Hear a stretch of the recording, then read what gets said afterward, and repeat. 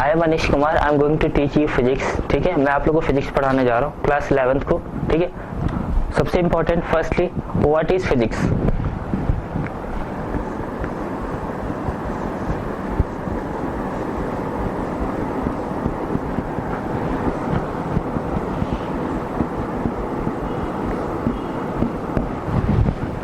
Physics कुछ नहीं है, nothing but study of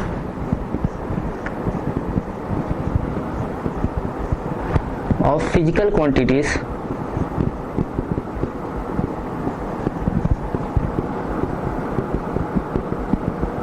and natural phenomena.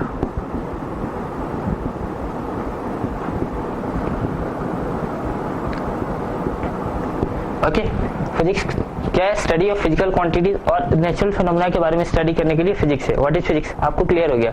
ठीक है, अब हम लोग फिजिक्स में फिजिकल क्वांटिटीज के बारे में पढ़ते हैं। ठीक है, तो सबसे पहला क्वेश्चन होता है व्हाट इज फिजिकल क्वांटिटी। ठीक है, फिजिकल क्वांटिटी क्या है?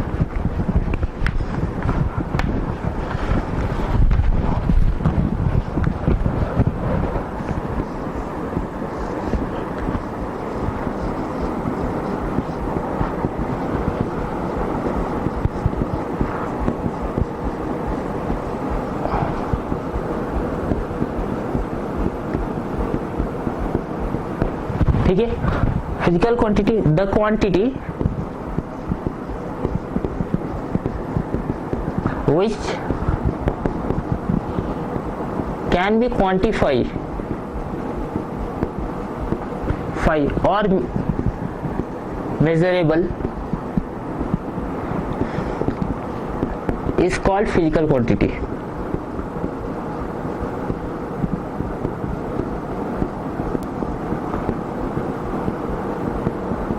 ठीक है, इसका मतलब क्या हुआ? फिजिकल क्वांटिटी वो क्वांटिटी है जिसको हम लोग क्वांटिफाई मींस मेजर कर सकते हैं। ठीक है, जैसे मान लो मेरे पास 2 kg शुगर है, 2 kg शुगर है। ठीक है, इसको मेजर करने के लिए हमारे पास वेइंग मशीन है। ठीक है, तो हम लोग उसे मेजर कर सकते हैं। ठीक है, मान लो हम लोग को लेंथ डिस्टेंस मेजर करना है, हमारे पास मीटर है, किलोमीटर स्केल है, बहुत सारे स्केल्स है। ठीक है, हम लोग उसे मेजर कर सकते हैं। तो जो चीज हम मेजर कर सकते हैं ना, हमारे पास जो डिवाइस है मेजर करने के लिए, वो सारी फिजिकल क्वांटिटीज है। ठीक है, अब बात आता है कि भाई आप बोल रहे हो फिजिकल क्वांटिटीज वो है जो मेजर कर सकते हैं, तो आप बताओ कि दुनिया में ये कौन सी चीज है जिसको मेजर आप नहीं कर सकते हो।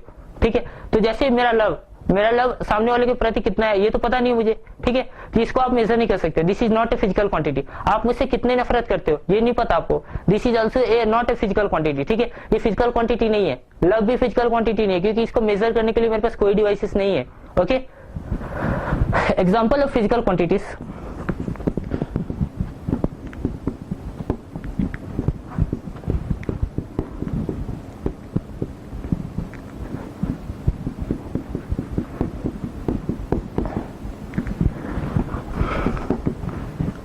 Length, distance and displacement.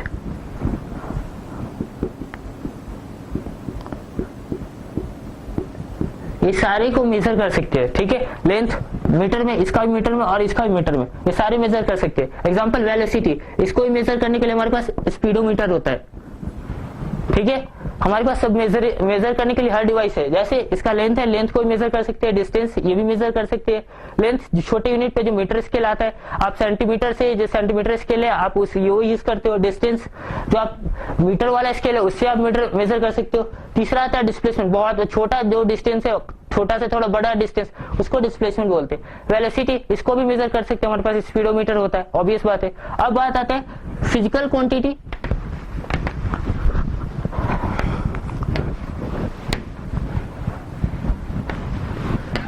अब सबसे इंपॉर्टेंट बात आता है कि फिजिकल क्वांटिटी होने के लिए क्या क्या चीज चाहिए। ठीक है, तो फर्स्ट फिजिकल क्वांटिटी होने के लिए सबसे इंपॉर्टेंट नंबर।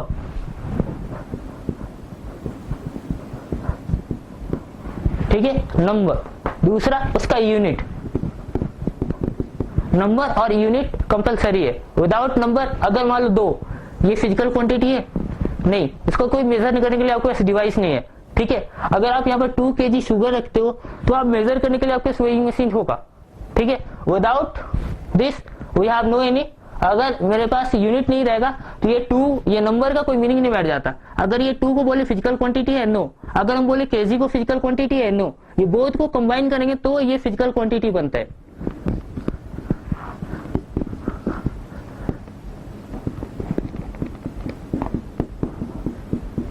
ओके, अगर आप लिखना चाहो तो लिख सकते हो।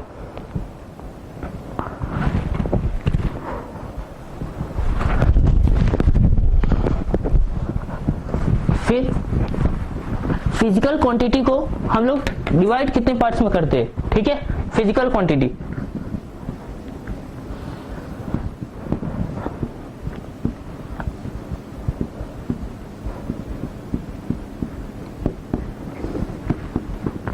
फर्स्ट स्केलर,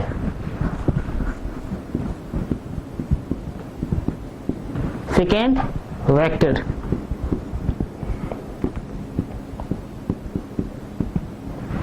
ठीक है। अब सबसे इंपॉर्टेंट बात, स्केलर दोनों फिजिकल क्वांटिटी है, ठीक है। पहला कंडीशन, अगर कोई क्वांटिटी कौन सा क्वांटिटी है, स्केलर है या वेक्टर, ये पता करना हो तो फर्स्ट कंडीशन क्या है, it must be a physical quantity.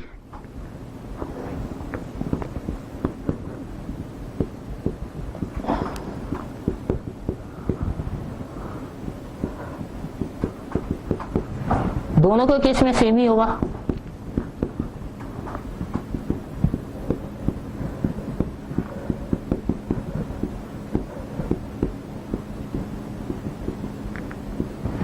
ठीक है। दूसरा, अब डिफरेंस क्या है स्केलर और वेक्टर में, it has no sense of direction.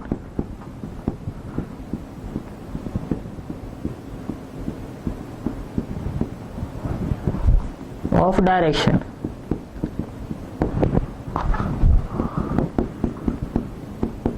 It has sense of direction.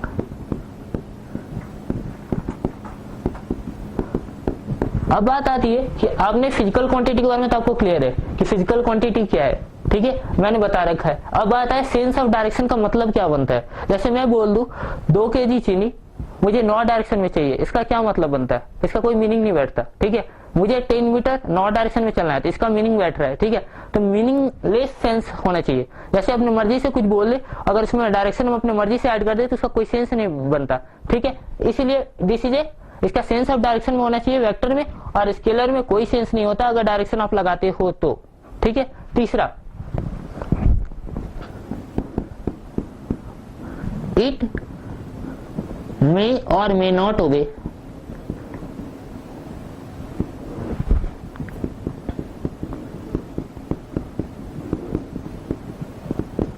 ठीक है। ये ओबे कर सकता है a plus b is equal to b plus a, but करे या ना करे कोई गारंटी नहीं है, बट इसको ओबे करना होगा।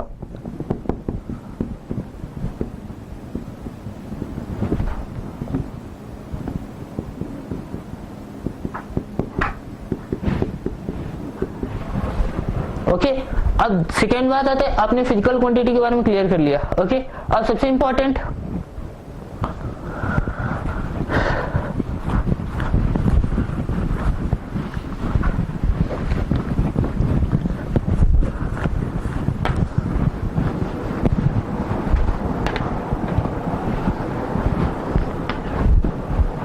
अब देखो हम लोग अब डिफाइन करना चाहते हैं कि वेक्टर और स्केलर क्या क्या है, क्वांटिटी है, कौन सा क्वांटिटी स्केलर है और वेक्टर है, उसका बेसिस क्या है। सबसे पहले हम लोग कुछ स्केलर क्वांटिटी को देखते हैं, ठीक है। फर्स्ट, मान लो कोई डिस्टेंस 3 मीटर, ठीक है। मैं 3 मीटर इस सर्कल का अलोंग चला, ठीक है। अब रास्ता डिफाइन नहीं है, मेरा डायरेक्शन डिफाइन नहीं है, ओके। मैं 3 मीटर वाली चला, ओके। ये पता नहीं है कि मैं यहां से ऐसे आके फिर से लौट आया या ऐसे गया, ये पता नहीं है, मेरा डिस्टेंस है ओनली, ये फिजिकल क्वांटिटी है, ठीक है। दूसरा, मैंने डायरेक्शन इसको डिफाइन नहीं कर रखा है तो no sense of direction. In short, जो वेक्टर क्वांटिटी नहीं होता ना वो सारे स्केलर क्वांटिटी होता है, बेसिक सा बात ये। तो सबसे इंपॉर्टेंट हम लोग ये जान ले कौन सा क्वांटिटी वेक्टर होता है, वो पता चल जाए तो जो नहीं होता वो ऑब्वियस बात है स्केलर क्वांटिटी होगा, ओके। तो सबसे इंपॉर्टेंट है हम लोग वेक्टर क्वांटिटी देखते हैं। सबसे इंपॉर्टेंट वेक्टर क्वांटिटी के लिए तो वो एक फिजिकल क्वांटिटी होना चाहिए, ठीक है।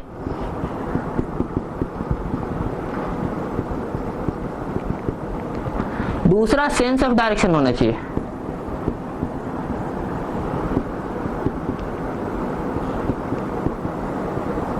ठीक है। अब देखो ये एक फिजिकल क्वांटिटी होगा, दूसरा सेंस ऑफ डायरेक्शन होना चाहिए, ठीक है।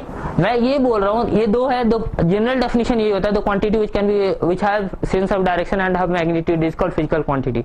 ये सिंपल डेफिनेशन होता है वेक्टर का, ठीक है। अब बात सबसे इंपॉर्टेंट ये आती है कि चलो आप सर बोल रहे हो कि फिजिकल क्वांटिटी होना चाहिए और सेंस ऑफ डायरेक्शन हो गया तो वो एक वेक्टर क्वांटिटी है, ठीक है। चलो मैं बोलता हूँ कि मान लो टाइम, ठीक है, टाइम के पास भी एक फिजिकल क्वांटिटी है, क्यों? 2 सेकेंड, ठीक है, नंबर है, देन यूनिट है, एक फिजिकल क्वांटिटी है ना, क्लियर है, ये एक फिजिकल क्वांटिटी है। दूसरा हमें ये प्रूफ करना है सेंस ऑफ डायरेक्शन होना चाहिए, okay. Sense of direction, sense of direction means क्या? मान लो हम लोग पुराने जमाने से आ रहे हैं तो हम लोग का टाइम किस साइड से फ्लो कर रहा है? From past to present and now present to future. Time का डायरेक्शन तो दिख रहा है ना भाई, मैं यहाँ पे देख रहा हूँ ना, पास्ट से मेरे पास क्या आ रहा है, प्रेजेंट के पास आ रहा है, और प्रेजेंट से फ्यूचर, ये डायरेक्शन जब क्लियर कट है तो ठीक है, ये सेंस ऑफ डायरेक्शन तो बन रहा है ना, ये मीनिंगलेस बात थोड़ी हुआ, ये तो बात क्लियर कट है कि ये डायरेक्शन सेंस ऑफ डायरेक्शन है। यानी टाइम को हम स्केलर वेक्टर क्वांटिटी बोल सकते हैं,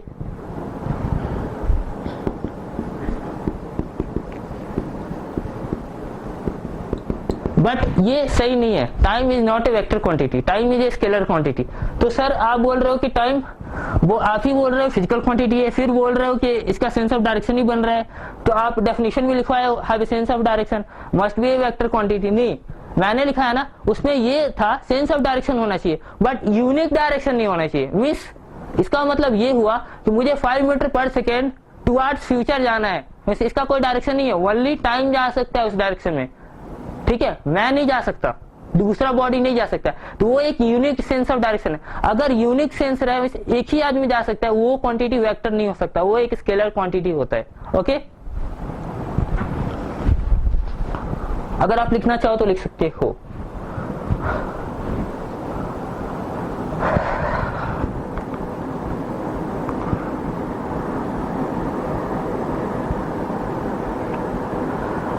अब चलो एक और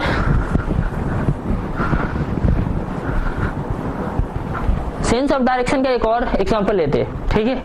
चलो जैसे हम लोग पढ़े हैं, जैसे आप लोग लाइट देखते हो, इलेक्ट्रिसिटी फ्लो करता है from higher voltage to lower voltage, पता है इसका भी डायरेक्शन होता है, ठीक है। जब डायरेक्शन है, इसका मैग्नीट्यूड है, ठीक है, तो जब ये दोनों चीज है कंप्लीटली क्लियर है तो ये एक वेक्टर क्वांटिटी होना चाहिए।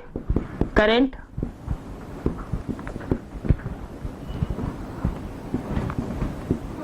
ठीक है, मान लो 5 एम्पियर, ये एक फिजिकल क्वांटिटी है and this is also a physical unit, ठीक है, ये दोनों मिला के फिजिकल क्वांटिटी फॉर्म कर गया, ठीक है। इसका डायरेक्शन क्या होता है? High voltage to low voltage,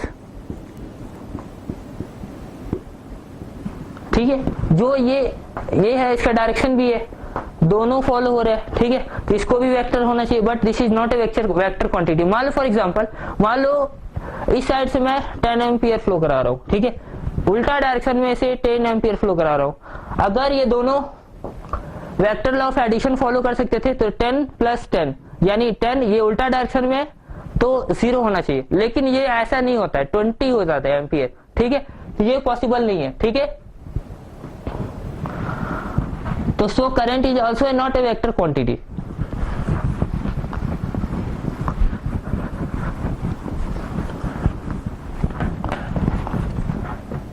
सबसे इंपॉर्टेंट है वेक्टर्स कितने टाइप के होते हैं। अब ये क्लियर कर लेते हैं वेक्टर्स कितने टाइप के होते हैं।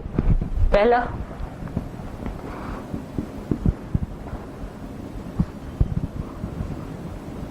पैरेलल वेक्टर, ठीक है, पैरेलल वेक्टर मींस क्या? अगर दो वेक्टर ए, ओके, देखो सबसे पहले पैरेलल वेक्टर, उससे पहले हम लोग ये जानते हैं वेक्टर को डिनोट कैसे करते हैं, ठीक है।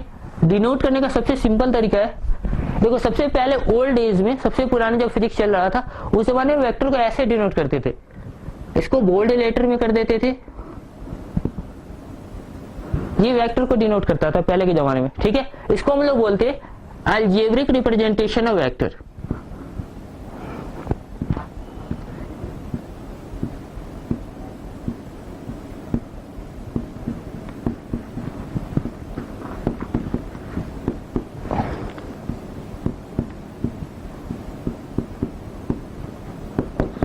ठीक है, इसको हम लोग अलजेब्रिक रिप्रेजेंटेशन ऑफ वेक्टर, ये ओल्डन डेज में ये तरीका फॉलो करते थे, लेकिन काफी टाइम कंज्यूमिंग और काफी इसमें दिक्कत होती थी, ठीक है। तो फिर न्यू वर्जन इसका बनाया गया ऐसे, ठीक है। इसको फिर से मॉडिफाई करके, ओके, सबसे पहले ये चला फिर ये चला, अभी ये भी यूज होता है और ये भी यूज होता है, दोनों यूज होता है नाउअडेज, ठीक है। अब आता है ज्योमेट्रिकल रिप्रेजेंटेशन ऑफ वेक्टर।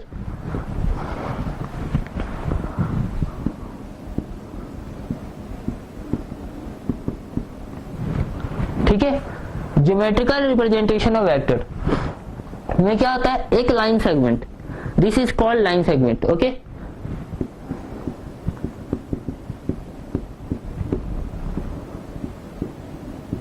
ठीक है, लाइन सेगमेंट क्या डिनोट करता है, मैग्नीट्यूड ऑफ वेक्टर।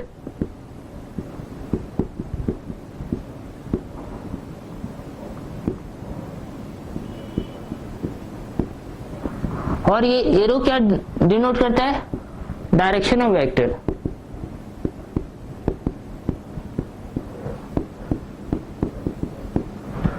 ओके, ये क्या है, ज्योमेट्रिकल रिप्रेजेंटेशन ऑफ वेक्टर, ठीक है।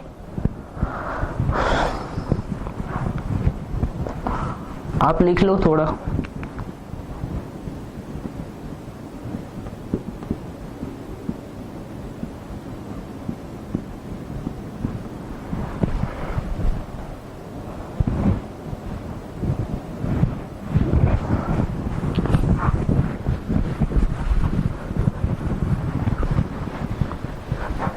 आपने रिप्रेजेंटेशन ऑफ वेक्टर समझ में आ गया, ठीक है। फॉर एग्जांपल अब एक ओवरव्यू ले लेते, हम लोग वेक्टर पढ़े, क्वांटिटी, फिजिकल क्वांटिटी पढ़े, फिजिकल क्वांटिटी कितने टाइप्स के होते हैं, स्केलर क्वांटिटी, वेक्टर क्वांटिटी, ये पढ़े, ठीक है। रिप्रेजेंटेशन ऑफ वेक्टर पढ़े, रिप्रेजेंटेशन ऑफ वेक्टर दो होता है, एक ज्योमेट्रिकल रिप्रेजेंटेशन, एक अलजेब्रिक रिप्रेजेंटेशन। बस हम लोग इतना छोटा सा कॉन्सेप्ट 3-4 सीखे, ठीक है।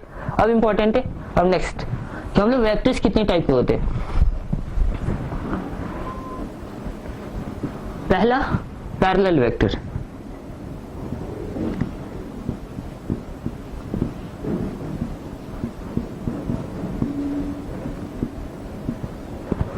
ओके। मान लो वेक्टर ए जिसका ये अलजेब्रिक रिप्रेजेंटेशन है, जिसको हम ए जी से डिनोट करेंगे, ठीक है, शॉर्टली ए जी, ठीक है। इसका ये ज्योमेट्रिकल रिप्रेजेंटेशन है, ठीक है। दूसरा वेक्टर बी,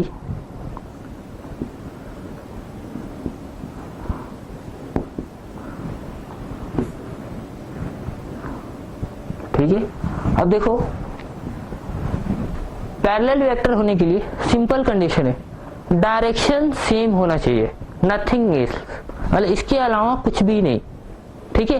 फिजिकल क्वांटिटी देखो वेक्टर है, ये बात क्लियर है, वेक्टर है तो वेक्टर का कंडीशन इसने वेरीफाई किया होगा तब जाके ये वेक्टर है, ठीक है। अब वेक्टर में मैं कैटेगराइज कर रहा हूं, ओके। तो सबसे इंपॉर्टेंट क्या है, अगर ए और बी वेक्टर पैरेलल है या एंटी पैरेलल है, क्या है, कौन सा क्वांटिटी है। अगर A vector is parallel to B vector then one and only one condition should be satisfied, क्या, magnitude of vector A should equal or not equal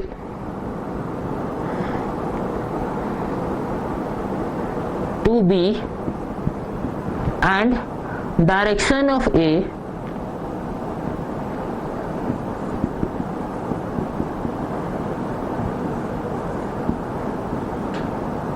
should be same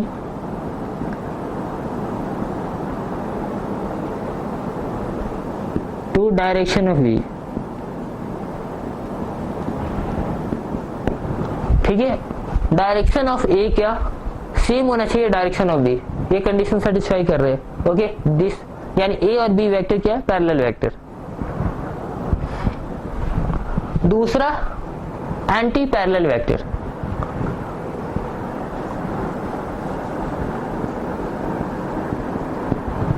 ठीक है, एंटी पैरेलल वेक्टर। सेम ए और B vector अगर anti parallel है तो, यानी parallel नहीं है, एंटी पैरेलल है, ओके, तो क्या होगा, ये कंडीशन सेम होना चाहिए, शुड बी अपोजिट, सेम की जगह यहां पे अपोजिट होना चाहिए, ठीक है। कुछ बच्चों के दिमाग में ये भी बात आ रही होगी सर एक ऐसा सीन हो जाए तो क्या करें, दोनों का मैग्नीट्यूड सेम हो जाए तो क्या ये दोनों एंटी पैरेलल है? हाँ, दोनों एंटी पैरेलल है, क्यों, डायरेक्शन अपोजिट है, सो एंटी पैरेलल है। फिर दूसरा ये भी हो जाता है, ठीक है, बताओ,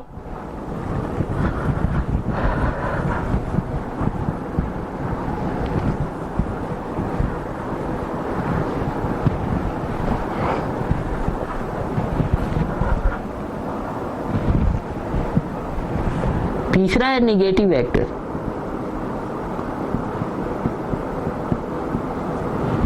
ओके, मान लो वेक्टर ए का मैग्नीट्यूड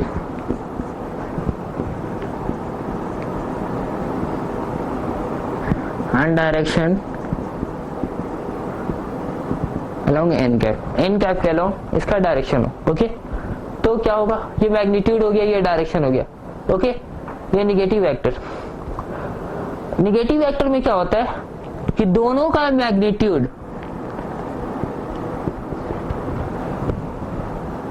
शुड बी सेम, इस वेक्टर ए और वेक्टर बी का मैग्नीट्यूड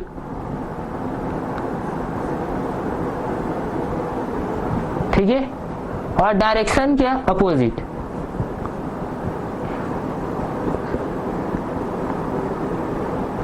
तो एक बहुत इंपॉर्टेंट क्वेश्चन आता है कि सर पैरेलल वेक्टर एग्जिस्ट करता है? हाँ करता है, ठीक है। एंटी पैरेलल वेक्टर एग्जिस्ट करता है? हाँ करता है। निगेटिव वेक्टर एग्जिस्ट करता है? नहीं करता है।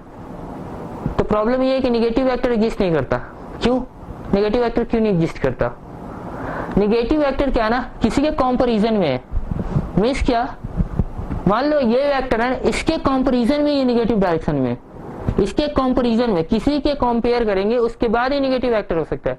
अगर मान लो हम कंपैरिजन, अगर ये सिंगल, मान लो अगर हम इस टाइम बोल रहे हैं कि ये वेक्टर बी है ना, ए के निगेटिव है, ठीक है, मैं ऐसा बोल रहा हूं कि वेक्टर ए है ना बी के निगेटिव है, ओके, तो मैं अगर इसको ऐसे मिटा दूं, अगर ये वेक्टर बी है, इसको हम कौन सा वेक्टर बोलेंगे? This is just a vector, ठीक है, इसको निगेटिव वेक्टर नहीं बोल सकते।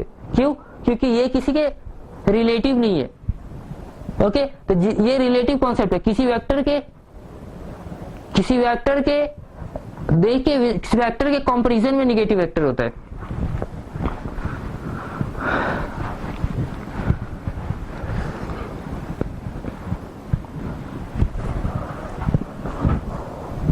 उसके बाद आता है triangle of vector addition, okay, सबसे important, two vectors A and B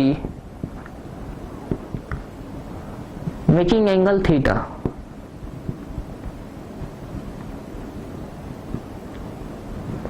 तो रिजल्टेंट वेक्टर होता है root under A square plus B square plus 2ab cosine theta, okay, ये इसका रिजल्टेंट वेक्टर होता है, ओके, और इसका डायरेक्शन होता है tan theta is equal to,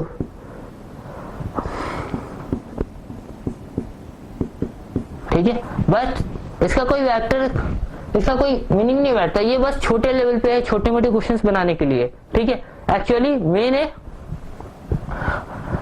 main हम लोग addition of vector next class में सीखेंगे, लेकिन अभी हम लोग जो वेक्टर का है ना, सबसे इंपॉर्टेंट है मेकिंग एंगल ऑफ थीटा, ठीक है। अगर हम ट्रायंगल लॉ से वेक्टर ऑफ एडिशन निकालना चाहते हैं, ठीक है, तो हमारे सबसे बड़ा प्रॉब्लम क्या है कि वेक्टर के बीच में एंगल क्या होता है ये निकाल ले, ठीक है, ये सबसे बड़ा प्रॉब्लम है, ठीक है। मान लो वेक्टर ए,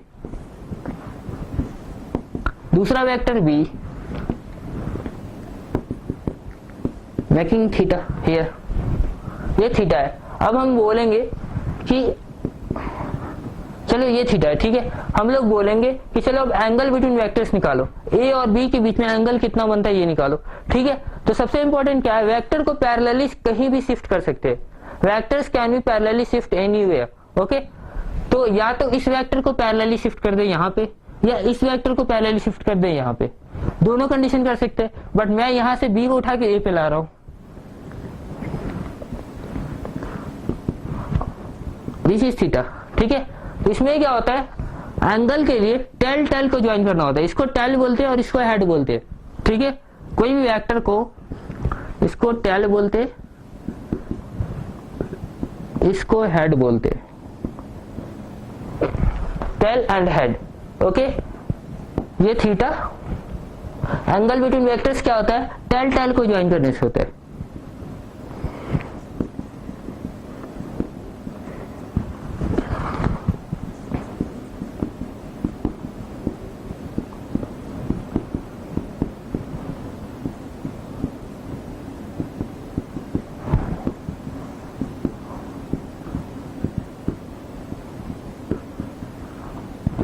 ठीक है। अब क्वेश्चन आता है क्या है कि चलो सर आप बोल रहे हो टेल टेल से ज्वाइन कर देते हैं, लेकिन कुछ बुक्स में ये भी लिखा हुआ है हेड हेड से ज्वाइन करते हैं तो भी होता है, ओके। तो बात एक ही पड़ता है, अगर बाय द वे हम हेड हेड से ज्वाइन करते हैं तो पैरेलली शिफ्ट कर सकते हैं, ठीक है। ये कितना बना रहा है, थीटा, उठा के यहाँ पे लाया, ठीक है। पैरेलली पीछे मैंने इसे खिसका दिया, इसको क्या करेंगे, एक्सटेंड कर देंगे। मैं भी तो वही बात बोला था, ये vertically opposite angles are equal होता है, ओके। बट कंफ्यूजन को खत्म करने के लिए हम लोग फॉलो करते हैं टेल टेल, हम फॉलो करते हैं, आप लोग हेड हेड भी फॉलो कर सकते हो।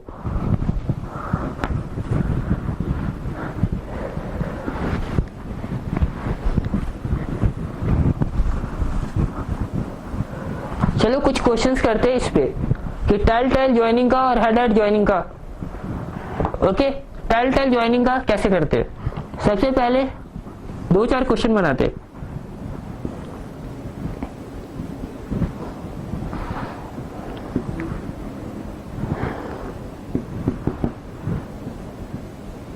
ठीक है। अब हम पूछेंगे कि देखो आप लोग बता दो एंगल बिटवीन वेक्टर्स क्या है, ठीक है। तो रूल नंबर 1, हम लोग पैरेलली शिफ्ट कर सकते हैं, या इसको उठा के यहाँ पे रख दे या इसको उठा के यहाँ पे रख दे, ठीक है। चलो मैंने इसको उठा के यहाँ पे रख दिया, दिस इज थीटा, ओके। अब क्वेश्चन आता है सर एंगल क्या होगा, ठीक है। तो एंगल क्या होता है, फर्स्ट वेक्टर से सेकेंड वेक्टर के अलोंग एंटी क्लॉकवाइज मेजर करते वही उसका एंगल होता है, ओके। तो एंगल क्या होगा, ये दिस इज एंगल, ठीक है। एंटी क्लॉकवाइज ये 90 है, ये टोटल 90 डिग्री है, ये थीटा है, तो ये क्या होगा 90 माइनस थीटा। तो रिक्वायर्ड एंगल कौन सा हो गया, 90 माइनस थीटा। फिर हम लोग दूसरे क्वेश्चन पे करते हैं,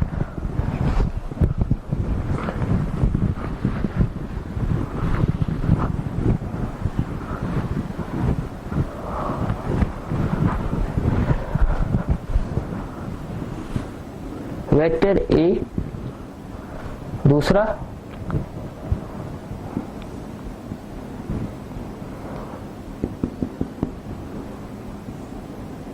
थीटा, ओके। अब आप क्या करोगे, हम लोग पैरेलली शिफ्ट कर सकते हैं, ये वेक्टर बी है, शिफ्ट करते हैं पैरेलल,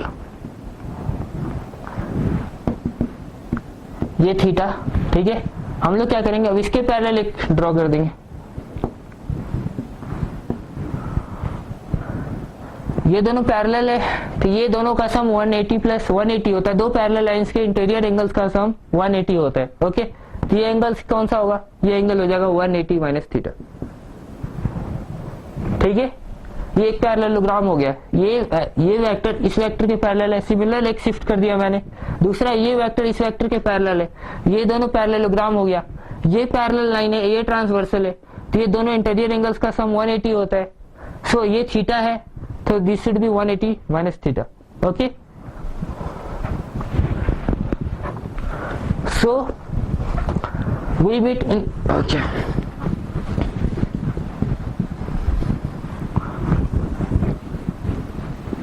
नेक्स्ट क्लास में हम लोग फिर मिलेंगे। Okay bye students.